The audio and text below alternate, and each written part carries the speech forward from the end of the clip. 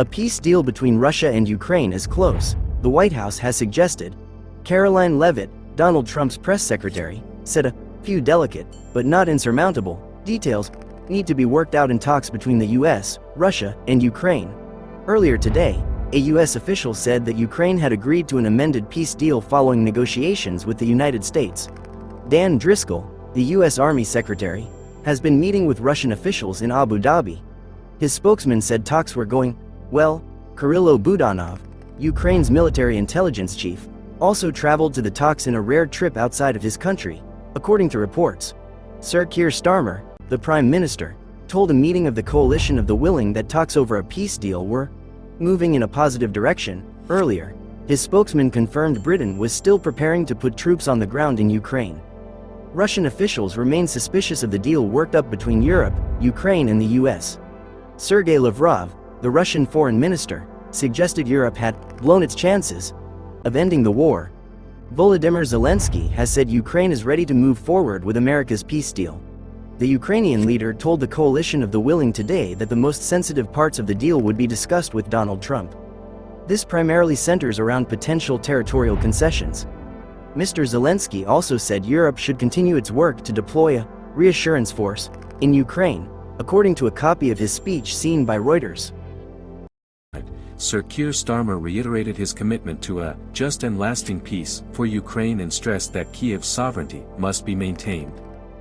And he condemned continued Russian attacks on Ukraine, saying there was only one nation that deploys a constant barrage aimed at murdering innocent civilians. Warning of a tough road ahead for Ukraine, the Prime Minister said the UK was more committed than ever to this cause. We will maintain a unity of purpose with our allies, and we will focus on delivering the calm, serious leadership that is needed to advance a just and lasting peace for Ukraine. Earlier on Tuesday, Sir Keir spoke directly to Volodymyr Zelensky, telling the Ukrainian president he could rely on the UK's support as discussions of a ceasefire continued. Mr. Zelensky said he had had a good and very productive conversation with Sir Keir. Later on Tuesday, the Prime Minister will convene a meeting of the 36 nations in the Coalition of the Willing to discuss both the peace process and plans for a peacekeeping force to be deployed to Ukraine in the event of a ceasefire.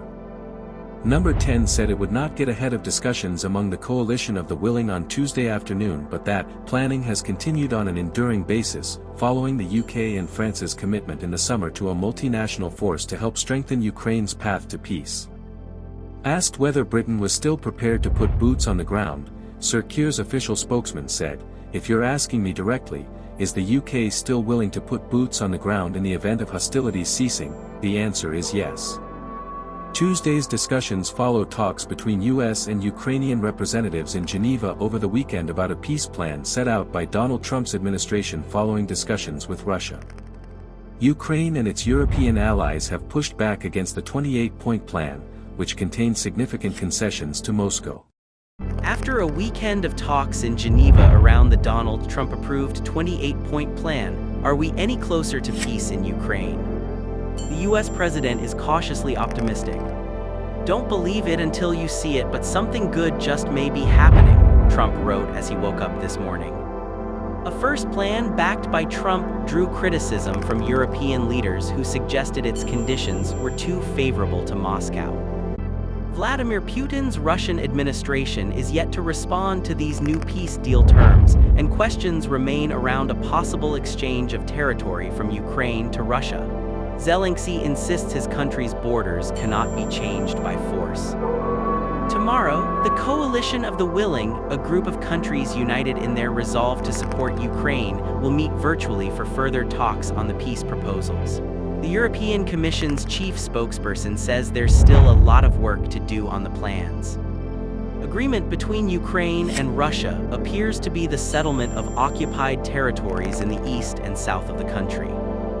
Ukrainian President Zelensky has emphasis that his country's borders cannot be changed by force and says Russia's President Putin wants legal recognition to what he has stolen.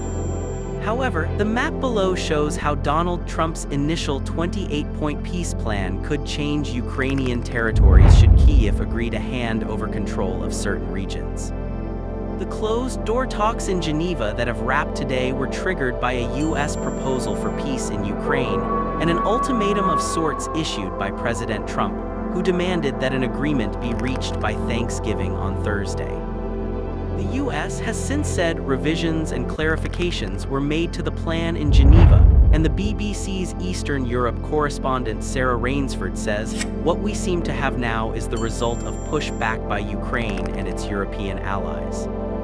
It seems like we're back where we were before Donald Trump made his ultimatum," she says in this short video analysis while reporting from Geneva in Switzerland.